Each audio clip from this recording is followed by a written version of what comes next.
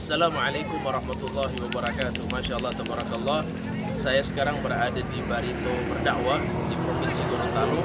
Maka saya mengajak kepada kaum muslimin muslimat yang berada di Provinsi Gorontalo untuk mari sama-sama menghadiri setiap bulan suci Ramadan dari hari pertama sampai hari ke-7 di Barito berdakwah.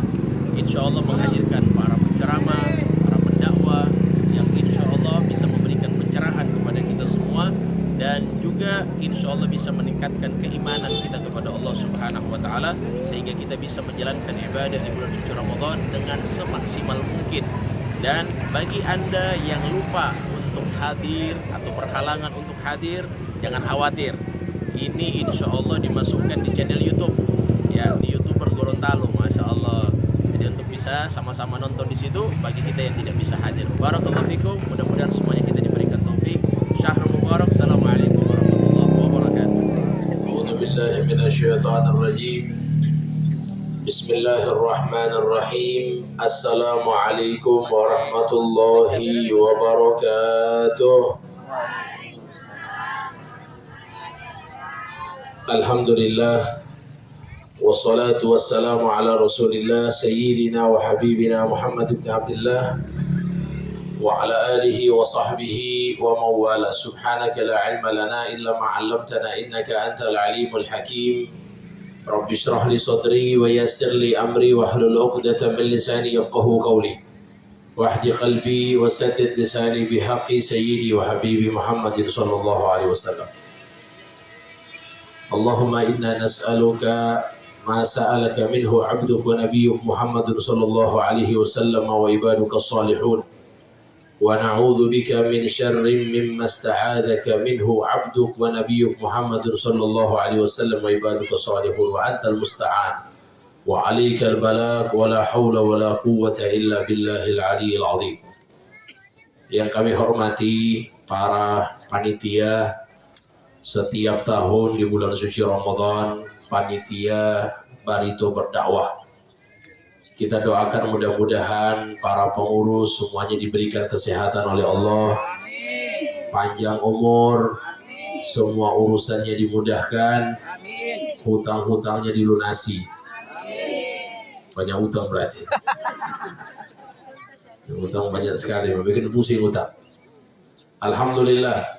Juga kepada para jamaah yang hadir, kita semua insya Allah mudah-mudahan diberikan oleh Allah taufik untuk bisa menjalankan ibadah sampai dengan selesai di bulan Ramadan. Amin ya Rabbal.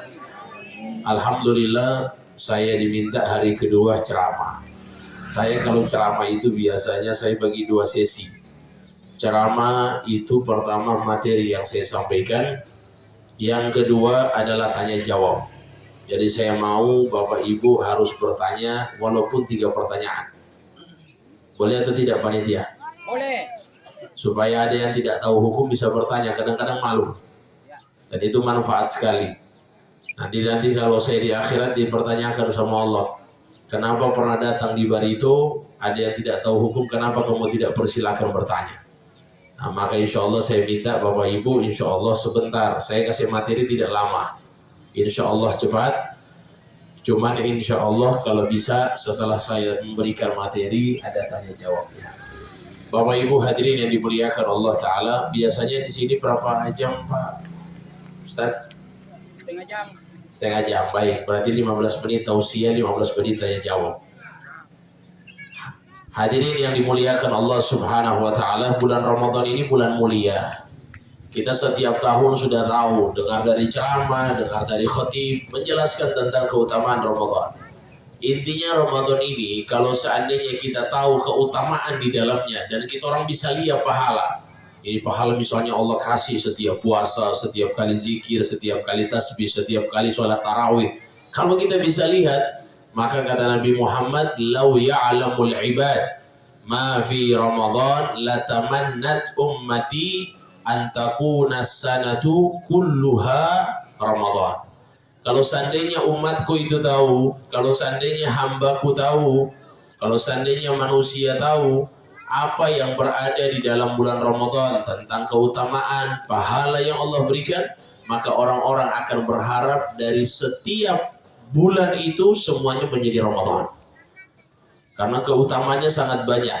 Jadi kalau kita mau Syawal ini Ramadan juga kalau bisa. Kita mau Zulqa'dah Ramadan juga kalau bisa. Kenapa? Karena Ramadan bulan yang istimewa. Oleh sebab itu hadirin, jangan kita sia-siakan. Ini Ramadan bulan mulia, maka kalau kita hitung-hitungan pahala, Masya Allah kalah jauh. Coba kita hitung pertama. Kita kalau seandainya di bulan Ramadan hadirin, pahala itu setiap satu kebaikan dilipat gandakan oleh Allah sampai 10, sampai 700 kali lipat. Di situ saya ingin ingatkan kepada jamaah semua yang hadir. Pertama yang harus kita perhatikan di bulan suci Ramadan ini, usahakan jangan tinggalkan sholat jamaah. Saya tadi lagi di dalam buang air kecil, saya dengar Masya Allah Ustadz menjelaskan tentang bagaimana orang yang menjaga sholat jamaahnya, menjaga sholat sunnah. Ini penting sekali. Maka jangan sampai kita sia-siakan sholat jamaah. Orang yang puasa tidak sholat ini bagaimana? Nah, ini orang puasa tidak sholat, itu ibarat seperti orang menampung air di ember, tapi embernya bocor. Jadi ambil ember, dia tampung air, tapi ember bocor. Bagaimana ini air bisa tertampung kalau embernya bocor? Pasti airnya keluar terus. Nah, itu orang ibarat yang puasa tapi tidak melaksanakan sholat. Na'udzubillah. Jadi sia-sia. Kenapa? Dia melakukan keharaman, melakukan dosa, itu menghilangkan pahala puasa. Oleh sebab itu hadirin yang dimuliakan Allah, coba kita hitung-hitungan pakai matematika. Sekarang kalau kita melaksanakan sholat berjamaah di masjid, kita sholat berjamaah misalnya 5 waktu. Satu waktu itu kalau kita bikin, kita hitung-hitungan. Sebenarnya kalau pahala ini jangan mau baku hitung. Cuman ya sudahlah, kalau memang baku hitung, ayo. Allah tantang kita untuk menghitung daripada amalan Allah kasih setiap satu sholat fardu yang kita jalankan. Baik hadirin yang dimuliakan Allah Ta'ala, saya kalau tausiah di tempat begini ramai, seperti ada panggung kecil begini, saya teringat dulu pernah ikut lomba ceramah tausiah. Saya juara 3 dari 3 peserta. Nah, modelnya begini persis. Waktu itu dulu masih SD, saya juara 3 dari 3 peserta. Soalnya yang ikut cuma 3 orang. Tapi saya juara paling terakhir. Baik, kita hitung-hitungan pahala yang Allah berikan di sholat 5 waktu. Satu waktu saja dulu. Misalnya sholat subuh. Apa yang kita dapatkan dari sholat subuh? Baik, ibu-ibu perhatikan. Ini drone ini kayaknya sudah jadi bahan tontonan daripada penceramah kayaknya. Baik, kita hitung-hitungan. Pertama, kita kalau bikin sholat berjamaah dapat berapa derajat pahalanya? 27 pahala. Man jaa bil hasanati falahu asyru amthaliha. Yang mendatangkan satu kebaikan Allah lipat gandakan sampai 10 kebaikan. Kali 10, 270 pahala. Belum selesai. Ila 700 di'fin, sampai 700 kali lipat, kali 700. 189.000. Belum selesai ini pahala yang Allah kasih. Ini baru satu waktu ya, baru satu salat berjamaah. Disebutkan dalam riwayat bahwa satu salat fardu itu perbandingannya sama seperti 70 salat fardu di bulan yang lain selain Ramadan. Berarti itu kali 70. Berapa pahala yang kita dapatkan setiap satu kali berjamaah di bulan Ramadan? 13.230.000. 13.230.000. Ini belum Allah lipat gandakan lebih banyak lagi. Disebutkan dalam riwayat ila ad'afin katsira, dengan lipatan-lipatan yang tidak terhingga. 13 juta 10 menit Allah kasih kepada kita pahala. Bukan 27 pahala lagi, sudah 13 juta. Maka jangan sia-siakan. Ya, sholat sunnah juga begitu sama. Sholat sunnah itu kalau kita bikin Bapak Ibu, kita dapat berapa pahala? Satu sholat sunnah seperti satu sholat fardu di bulan lain. Nah, maka itu jangan tinggalkan sunnah, apalagi yang wajib. Kemudian hadirin yang dimuliakan Allah Subhanahu wa Ta'ala, di bulan suci Ramadan jangan kita tinggalkan sedekah. Sedekah ini utama sekali, bagus sekali kalau kita sedekah. Sedekah itu jamaah sekalian, Nabi Muhammad orang yang paling dermawan. Disebutkan dalam riwayat, karena Rasulullah sallallahu alaihi wasallam ajwadun nas. Nabi Muhammad itu sosok yang paling dermawan. Wa kana ajwad ma yakun fi Ramadan, dan paling dermawannya Nabi itu di bulan Ramadan. Hina yalqahu Jibril, ketika pada saat beliau jumpa dengan Jibril. Dalam riwayat lain, fa Rasulullah sallallahu alaihi wasallam ajwadu bil khair min ar-rihil mursala. Nabi Muhammad itu sangat dermawan, dan kedermawanan Nabi itu lebih hebat, lebih dahsyat daripada angin yang berhembus sallallahu alaihi wa alihi. Maka oleh sebab itu hadirin yang dimuliakan Allah Ta'ala, kita pada kesempatan ini usahakan jangan sampai Ramadan lewat kita orang tidak beramal. Jangan sampai Ramadan keluar kita orang malas-malasan terus. Ini fungsi Ramadan la'allakum tattaqun, supaya jadi bertakwa terus. Takwanya bukan hanya sekarang, takwanya sampai setelah bulan Ramadan. Di bulan Ramadan jangan tinggalkan baca Quran. Ibu-ibu sering baca tadarusan di masjid, bagus, baik. Itu namanya khataman bersama. Khataman bersama itu sangat luar biasa. Cuman kalau khataman sendiri-sendiri lebih luar biasa lagi. Orang kalau punya khataman masing-masing, satu orang satu kali khatam, ini luar biasa. Berjamaahnya jangan ditinggalkan. Tidak masalah kita baca berjamaah. Cuman kalau bisa ada khataman sendiri. Ya, itu disebutkan para sahabat Nabi khatam Quran, Masya Allah, berulang kali di Ramadan. Jangan jauh-jauh lah Imam Syafi'i. Imam Syafi'i itu di bulan Ramadan itu khatamannya sampai 60 kali khatam. Sendiri beliau. Jadi setiap hari Imam Syafi'i 2 kali khatam. Bukan 2 juz, 2 kali khatam. Jadi siangnya beliau baca setengah Quran, malamnya beliau baca setengah Quran. Jadi satu hari itu beliau 2 kali siangnya beliau baca itu sampai 1 kali khatam, 1 Quran full selesai, malamnya beliau baca 1 Quran full selesai. Jadi 2 kali khatam sehari. Ini Al-Imam Syafi'i rahimahullahu ta'ala rahmatal abrar. Kita tidak usah jadi Imam Syafi'i, kita bikin program one day one juz, 1 hari 1 juz. Bagaimana caranya 1 hari 1 juz? Habis sholat subuh baca 2 lembar, habis sholat zuhur baca 2 lembar, habis sholat asar 2 lembar, habis maghrib sulit Ustaz. Kenapa? Bubur ayam tak mau dingin kalau habis maghrib, sebab ya sudah. Habis maghrib dipending dulu, pending. Nanti insya Allah habis isya, sholat tarawih, baru kita ganti semuanya 4 lembar. 1 hari 1 juz selesai. Kalau 10 lembar kan 1 juz kan 10 lembar. Paling banyak itu kecuali juz 1. 10 lembar itu kita bisa baca, Masya Allah kita bisa menghatamkan Quran insya Allah 30 hari. Oleh sebab itu hadirin yang dimuliakan Allah Ta'ala, maka ini jangan sampai kita sia-siakan. Kita jangan sampai tidak menghatamkan Quran. Memberi makan kepada orang yang berbuka puasa, bagus. Man fattara shaiman, barang siapa yang memberi makan kepada orang buka puasa, falahu mithlu ajrih, maka dia mendapatkan pahala yang sama seperti orang yang berpuasa. Maka oleh sebab itu kita harus jaga, jangan sampai di bulan Ramadan kesia-siaan yang kita dapatkan. Ini lagi kalau sudah masih 10 hari pertama begini, semangatnya luar biasa. Ya, Ustadz, bagaimana cara kita supaya sampai di luar Ramadan itu berhasil? Maka jawabannya, kalau kita bisa berhasil sampai di penghujung Ramadan, maka itu pasti dia di luar Ramadan akan berhasil. Tapi kalau cuma isi 10 hari pertama, 10 hari kedua, 10 hari ketiga sudah ada di masjid, jangan harap. Kalau di luar Ramadan dia bisa berhasil beribadah, nggak mungkin, mustahil. Maka keberhasilan kita di luar Ramadan adalah keberhasilan yang kita dapatkan di bulan Ramadan. Maka kita maksimalkan. Orang yang tidak mampu beribadah di Ramadan, maka sangat mustahil dia bisa beribadah di luar bulan Ramadan. Kenapa? Karena Ramadan adalah bulan ibadah, bulan orang lebih cepat. Hatinya itu semuanya langsung masuk kepada ketaatan kepada Allah Ta'ala.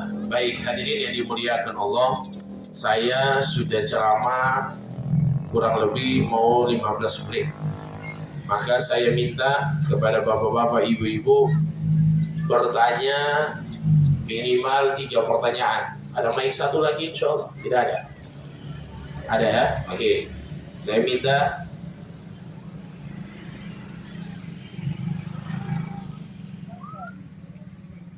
yang bertanya dapat voucher. Ini ada dari Bapak Kamal Himran.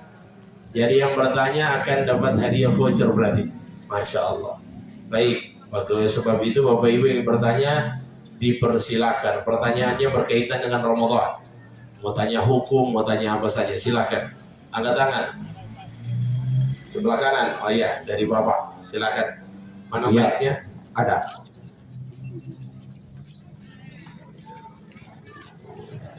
Terima kasih Ustaz. Assalamualaikum warahmatullahi wabarakatuh. Nama saya Ishak Zakaria dari Huntu Selatan. Ini saya kasih lengkap supaya semua orang bisa tahu bahwa di perempatan ini dari penjuru kampung ada di sini. Masya Allah. Pertanyaan saya Ustaz tentang fidyah. Kebetulan orang tua saya, mama saya ini sudah tidak mampu lagi. Sudah beberapa tahun saya kasih fidyah. Cuma persoalan ini ada yang saya tanya sama beberapa penceramah agak berbeda. Nah, mulai kesempatan ini saya ulangi pertanyaan itu untuk bisa menjelaskan kepada kami semua yang biasa membayar fidyah. Ini kalau pernah saya tanya, tapi saya tidak perlu sebut ustadz-ustadz yang saya tanya. Saya tanya begini, Ustadz, saya ini ada bayar fidyah sama saya punya mama. Bagaimana caranya? Kalau saya Ustadz, saya bagi. Sekarang juga saya bagi.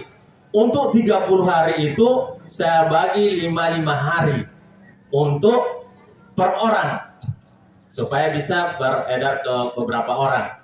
Nah, cuma persoalannya saya tanya di Ustadz, saya kasih 1 kali atau jawaban Ustadz yang pernah saya tanya setiap 5 hari berarti kasih stop dulu itu 6 hari, yang ke-6 baru kasih lagi yang 5 hari. Kemudian itu jawaban yang pertama dari Ustadz yang kedua lagi baru-baru saya tanya, kebetulan di sekolah kami ada halal bil halal. Saya tanya, boleh dikeluarkan pada 1 kali.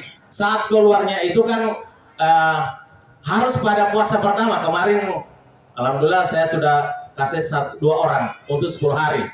Untuk 10 hari pertama 2 orang. Nah, kira-kira menurut Ustadz ini bagaimana untuk 2 pendapat ini? Dan pendapat yang pertama itu katanya, mama kamu makan apa? Ini standarnya kalau saya bilang, kalau menurut makanan orang tua saya barangkali tidak seberapa.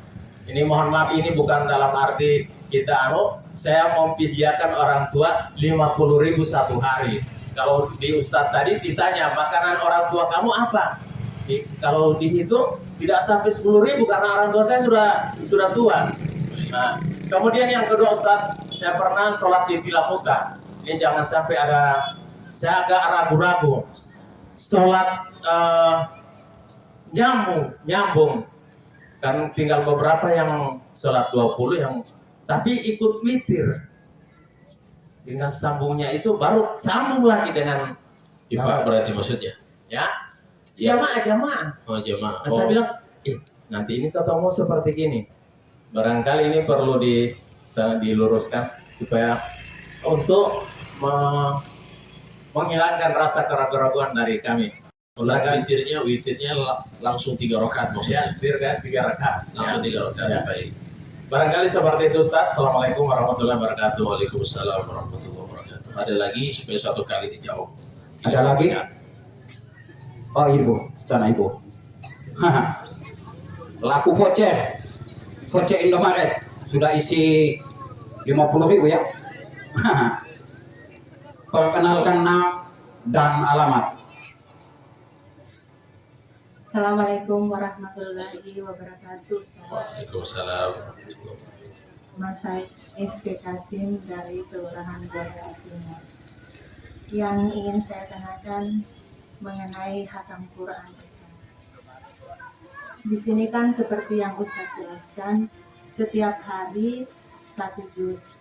Bagaimana dengan orang yang masih umur yang masih punya ujur? Dalam hal ini kan dalam 1 bulan, ujurnya mungkin 1 bulan. Baik. Jadi terpotong dalam 1 bulan. Baik. Gimana caranya bisa dalam 1 bulan itu bisa kita mengamalkan Quran? Baik. Pertanyaan kedua, apapun selesai bulan Ramadan dilanjutkan 7 hari itu Ustaz. Setelah Ramadan baru Baik. kita bisa menghatamkan Quran. Baik. Jazakallah khairan. Assalamualaikum warahmatullahi wabarakatuh. Waalaikumsalam warahmatullahi wabarakatuh. Ada lagi, satu lagi terakhir. Satu lagi. Ada. Perkenalkan nama dan alamat. Oke, assalamualaikum warahmatullahi wabarakatuh. Waalaikumsalam warahmatullahi wabarakatuh. Nama saya Data Libana dari Desa Wilatilango. Yang saya ingin tanya ke Pak Ustadz, biasanya orang biasa pakai minyak aromaterapi atau minyak kayu putih, Baik. dan saat puasa tetap memakai itu. Apa hukumnya Pak Ustadz? Baik. Terima kasih. Masya Allah. Oke. Ada yang sudah ya? Masya Allah. Oke, yang pertama tadi pertanyaan. Yang pertama mengenai masalah fidyah. Jadi fidyah itu adalah dibayarkan bagi orang. Yang pertama, jadi fidyah itu dibayar buat ada 2 golongan saja. Tidak 3, tidak 4, cuma 2. Yang pertama adalah orang yang sudah tua renta, yang tidak lagi bisa berpuasa. Maka baginya bayar fidyah, tidak lagi wajib bayar puasa. Yang kedua adalah orang yang sudah sakit parah, yang sudah tidak diharapkan kesembuhannya. Misalnya mohon maaf, naudzubillah, misalnya seperti ginjal. Tiap hari dia harus minum obat, harus suntik kiri kanan. Sulit kesembuhan, diharapkan kesembuhan lagi sudah sulit. Maka di sini dia cukup bayar fidyah tanpa bayar puasa. Jangan ada orang yang cuma sakit di bulan Ramadan, nanti ada harapan sembuh nanti setelah Ramadan, baru dia bilang cuma cukup bayar fidyah, tidak perlu bayar puasa. Ini salah. Jadi yang orang yang cukup bayar fidyah itu hanya 2. Yang pertama tua renta, seperti pertanyaan Bapak tadi. Yang kedua adalah orang yang sakit, yang sudah tidak bisa diharapkan kesembuhannya. Maka mereka 2 golongan ini cukup bayar fidyah tanpa bayar puasa. Baik, itu yang pertama. Yang kedua, mengenai masalah pembayaran fidyah. Fidyah itu ulama memang berbeda pendapat, Pak. Beda pendapat. Dan pendapatnya masing-masing kuat betul memang. Ada yang mengatakan bahwasannya fidyah itu berapa sih sebenarnya harus dikeluarkan? Satu fidyah itu ada yang bilang beras dalam bentuk bahan mentah. Beras. Ada yang bilang dalam bentuk bahan sudah masak. Kasih 1 piring berarti dia kasih makan buka puasa, kasih makan pas sahur 2 kali. Ada yang bilang sudah cukup beras, cuman beras juga jangan cuman beras saja. Ya, kalau beras itu 1 hari hitungan para ulama 675 gram. Itu paling kurang itu bukan kurang, standar 675 gram. Itu kurang lebih 1 liter. Ada orang yang bilang tidak 1 kilo, lebih bagus lagi, nggak apa-apa. Ketika dia kasih 1 kilo, misalnya dia kasih untuk 30 hari itu, dia kasih beras 1 koli. Bagus, nggak ada masalah. Cuma jangan cuma kasih beras. Kasih DB rica, kasih DB doi. Masa cuma maksud masa bubur kasih yang cuma kasih beras. Ya, kasih DB telur, kasih makanan, kasih dan lain-lain. Nah itu lebih bagus. Itu yang pertama, kasih bahan mentah. Baik, ada yang ingin memberikan dengan dalam bentuk makanan yang sudah jadi. Saya juga pernah bayar fidyah, ada 1 orang sakit memang. Saya bayar fidyah buat dia, itu saya cari orang fakir miskin, dia sendiri sampai 30 hari. Saya bilang sama dia, kamu makan setiap buka puasa makan di warung makan itu. Saya sudah bayar. Kamu makan di situ, makan buka puasa, sahur juga di situ. Selama 30 hari buat dia sendiri, nggak ada masalah. Jadi tidak harus masing-masing setiap bulan itu setiap hari satu orang, tidak harus. 1 orang itu sudah cukup. Ini ada pendapat ulama sampai bahas seperti itu.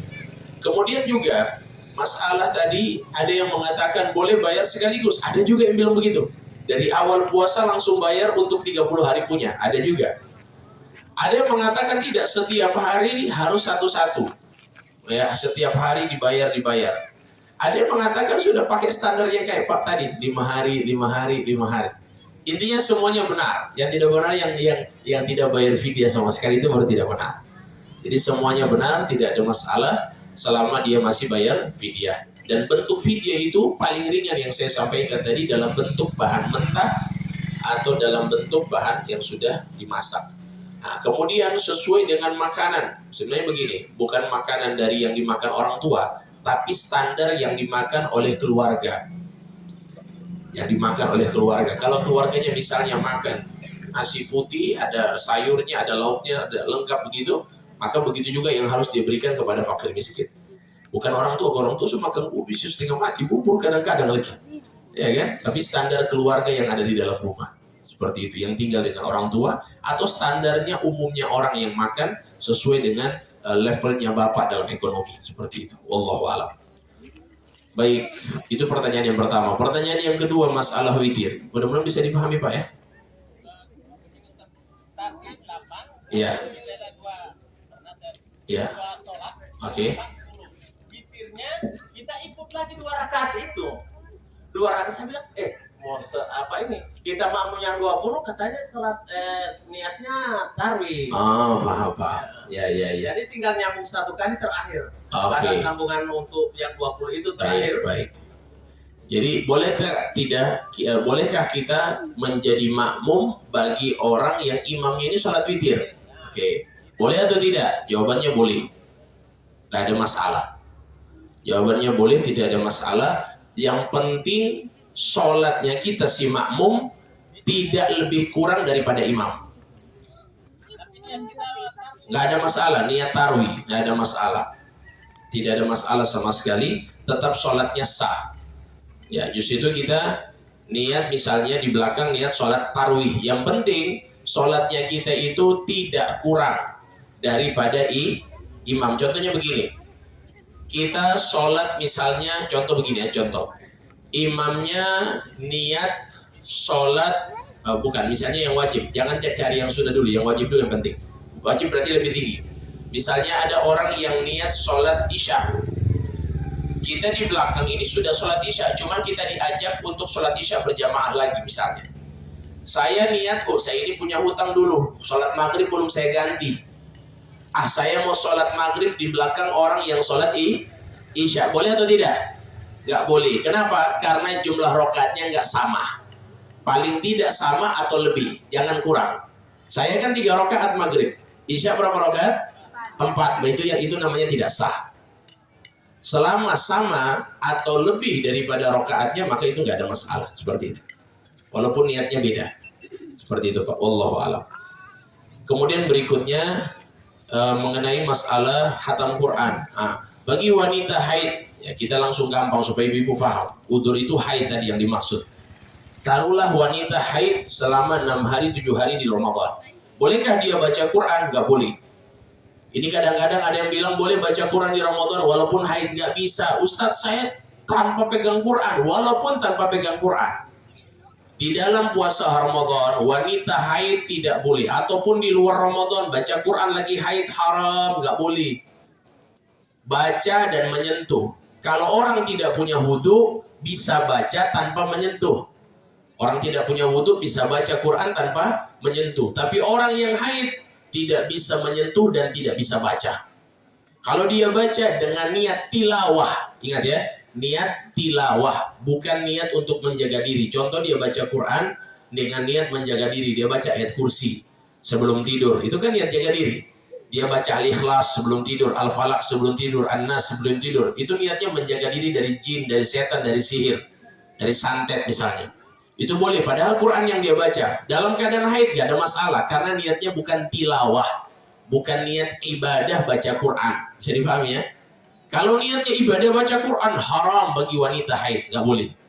Solusinya bagaimana kalau wanita haid? Ya sudah, solusinya ya tadi, tinggal diganti saja. Berarti 1 hari bukan 1 day 1 juice lagi, 1 day 2 juice, 2 berarti.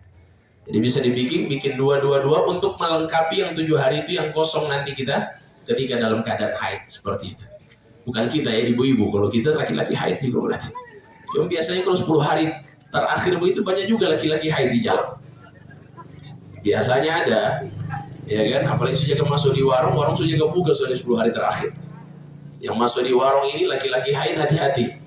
Ingat, kita kalau membatalkan puasa Ramadan 1 hari saja dengan sengaja, tanpa ada uzur, tanpa ada sakit, maka walaupun nanti setelah dia bulan Ramadan dia ingin ganti 1 hari itu, tidak akan mendapatkan pahala yang sama.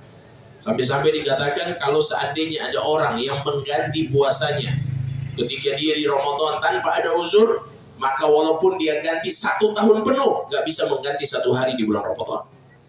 Jadi sayang, jangan sampai kita batal tanpa uzur di bulan Ramadan. Baik, itu pertanyaan yang dari ibu tadi. Intinya tidak boleh baca Quran ketika dalam keadaan haid dengan niat tilawah. Terus bagaimana kalau kita lagi haid, Ustadz? Kan Ramadan ini kan bulan ibadah. Kita bisa zikir. Kita bisa zikir. Kita bisa masakan. Kita bisa kasih makan kepada orang yang lagi berpuasa. Dimasak makan. Itu pahala. Kita kan memberi makan kepada orang yang buka puasa. Pahalanya sama atau tidak? Sama dengan orang yang berpuasa. Jadi tidak ada istilah saya rugi pas haid. Enggak. Bahkan di dalam hadis dikatakan barang siapa yang sakit ataupun datang uzur, maka Allah tetap akan berikan dia pahala sesuai dengan kebiasaan ketika dia tidak dapat uzur. Misalnya kebiasaan dia sholat sunnah duha, dia lagi uzur, maka Allah tetap berikan pahala dia sholat duha walaupun dia uzur. Begitu juga dia sering baca Quran sebelum haid, ketika haid Allah tetap berikan dia pahala dia seperti baca Quran waktu haid itu gitu. Jadi tidak ada istilahnya sia-sia. Wallahu a'lam. Kemudian yang paling terakhir mengenai masalah Allahumma sholli ala sayyidina Muhammad, masalah batal puasa. Baik, batal puasa itu Bapak Ibu masuknya daripada lubang yang nampak di dalam tubuh kita. Mulut, hidung, kuping kita, kemaluan kita, dubur kita. Ini masuk sesuatu batal. Masuknya bukan harus makanan, tapi dalam bentuk cairan misalnya, atau dalam bentuk ain yang bisa dipegang, benda. Itu kalau masuk batal. Baik.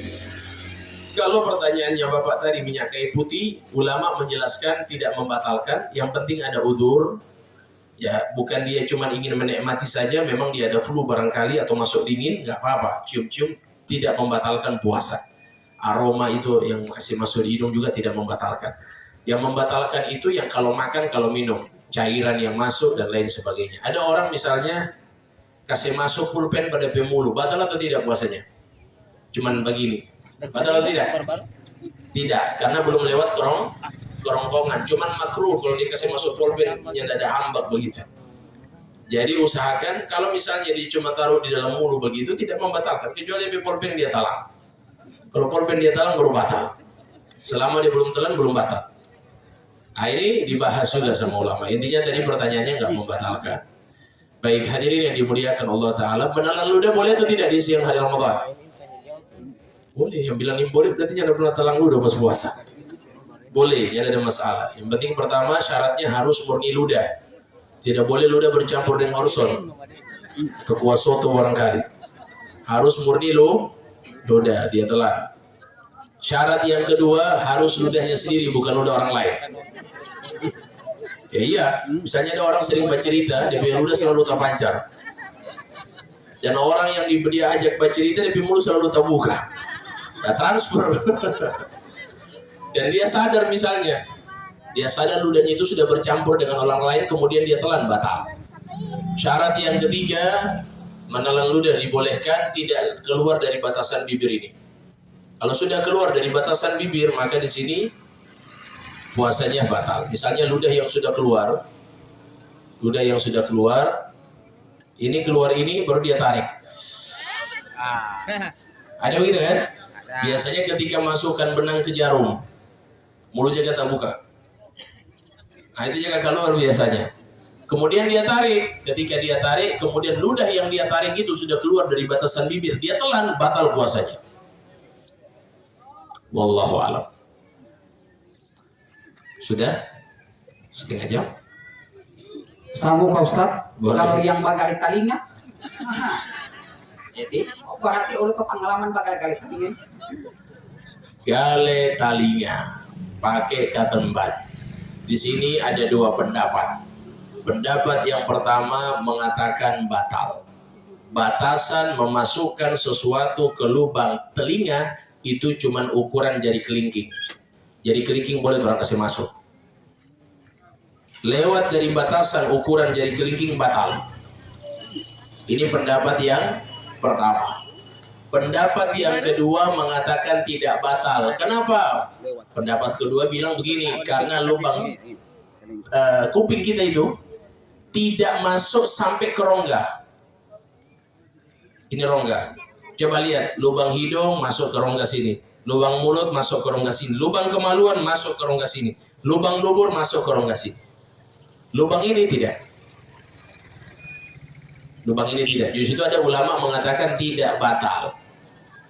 Ya, intinya kalau berhati-hati lebih baik jangan tambah-tambah urusan bakal tadinya di siang hari. Ya, seperti itu. Wallahu a'lam. Ini mau balas dendam Pak Habib. Ya. Karena biasa di radio setengah mati tuh hamba tanya toh. Nah sekarang baku muka. Kalau diinfus dan disuntik, Bolehkah kita di bulan Ramadan diinfus atau disuntik? Gampang. Intinya cuma begini penjelasan rinciannya. Kalau suntik atau infus itu hanya obat, maka tidak batal. Tapi kalau seandainya infus atau suntik makanan, batal. Selesai.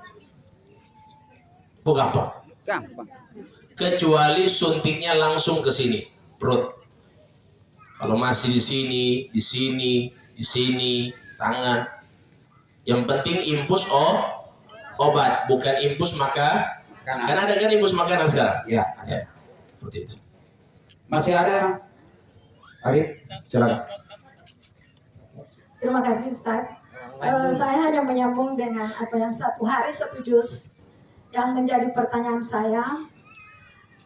Apa di bulan Ramadan, satu Ramadan kita awali dengan juz 1 atau kita menyambung pada di bulan Saban kita mengaji masuk pada bulan Ramadan kita masuk juz 6 misalnya. Baik. Apa boleh? Baik, lebih bagus bagaimana? Lebih bagus itu buat baru, ulang dari awal.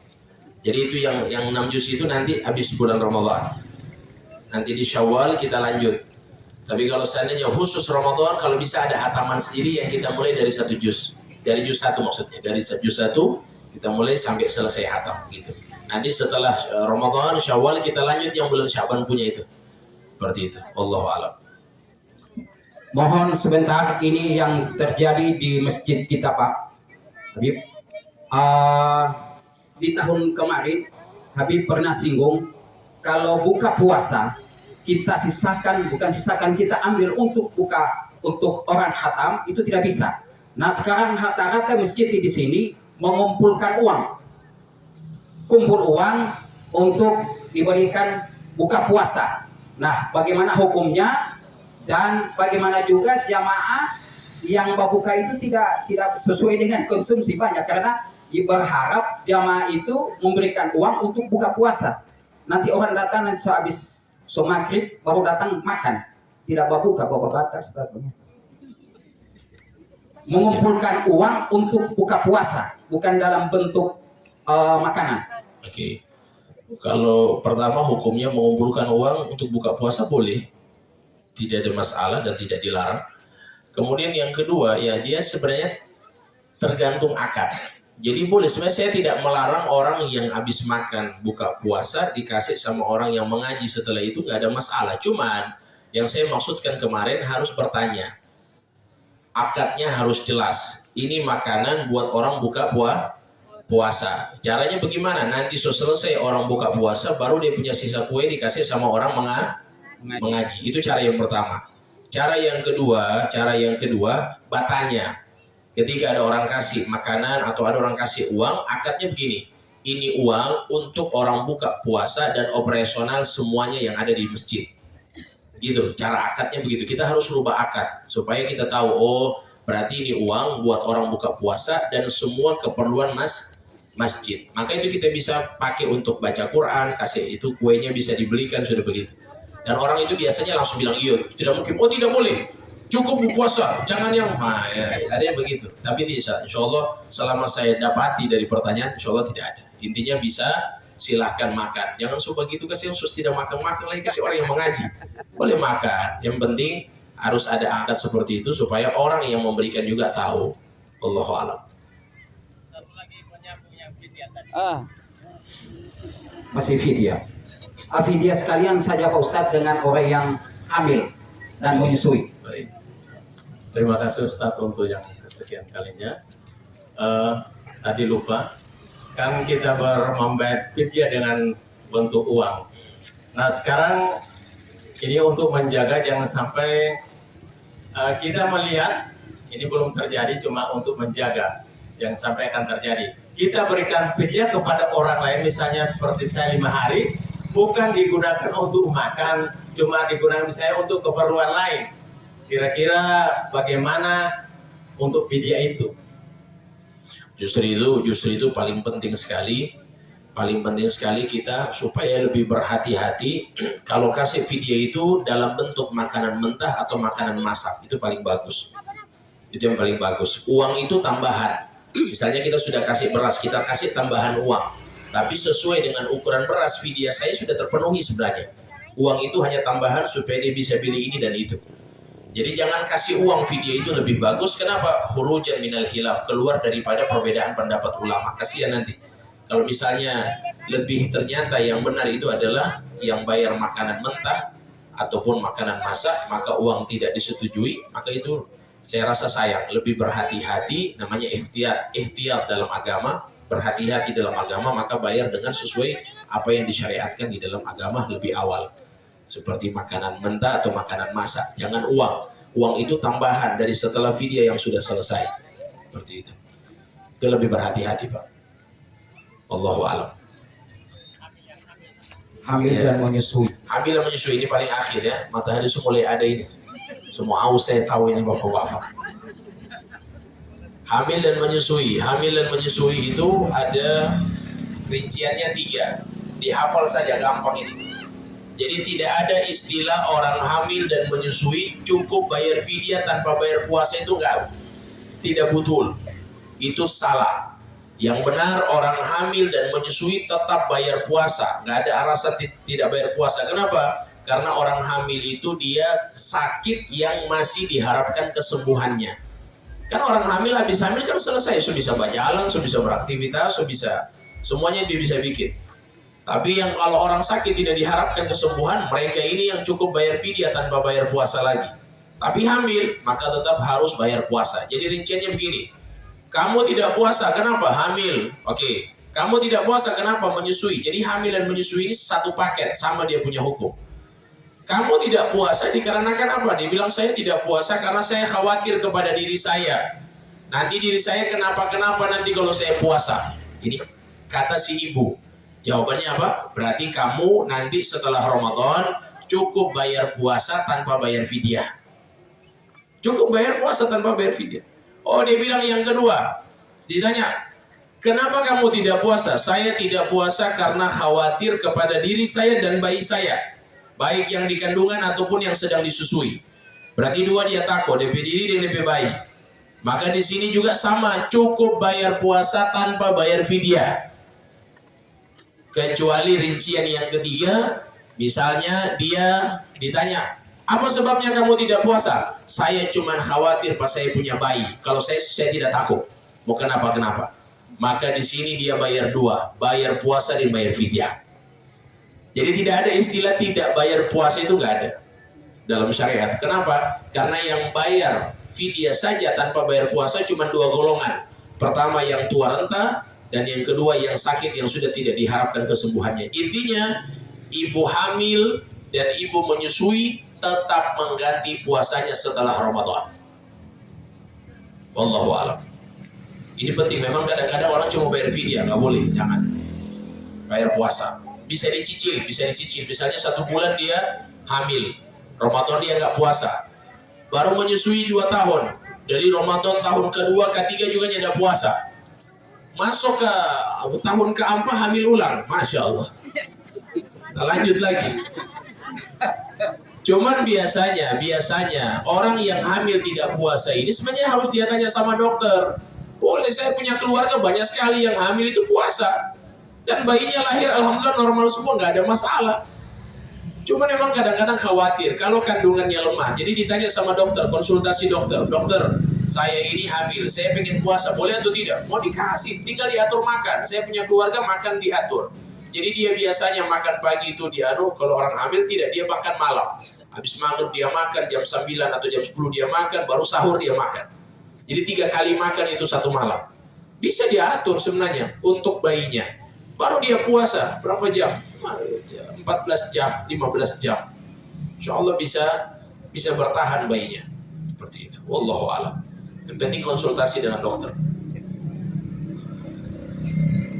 Sudah ya, insya Allah mudah-mudahan manfaat dan barokah. Mudah-mudahan Allah Subhanahu wa Ta'ala menerima amal-amal kita. Amin. Allah ampuni dosa-dosa kita. Amin. Allah bisa berikan kita taufik sampai bisa beribadah di penghujung bulan suci Ramadan. Amin. Mudah-mudahan Allah bisa memaksimalkan diri kita untuk bisa melaksanakan ketaatan di 10 hari terakhir di bulan Ramadan. Amin ya rabbal alamin. A'udzu billahi minasyaitonir rajim. Bismillahirrahmanirrahim. Alhamdulillahi rabbil alamin. Allahumma shalli ala sayyidina Muhammadin wa ala ali sayyidina Muhammad. Allahumma ij'al jam'ana hadha jam'an marhuma wa tafarruqana min ba'dihi tafarruqan ma'suma wa la taj'al fina wa la ma'ana shaqiyan wa la mahruma ya rabbal alamin. Allahumma la tad'a dhanban fi maqamina hadha illa ghafarta wa la daynan illa qadayta wa la hamman illa farajta wa la hajatan min hawaiji dunya wal akhirah illa qadaytaha wa yassartaha ya rabbal alamin. اللهم بارك اللهم لنا في شهر رمضان بارك اللهم لنا في شهر رمضان بارك اللهم لنا في شهر رمضان وأعنا على الصيام والقيام وتلاوة القرآن يا رب العالمين وصلى الله على سيدنا محمد وعلى آله وصحبه وسلم والحمد لله رب العالمين. Terima kasih banyak. Wallahu ma'afu billahi taufiq wal hidayah. Assalamualaikum warahmatullahi wabarakatuh. Waalaikumsalam warahmatullahi wabarakatuh.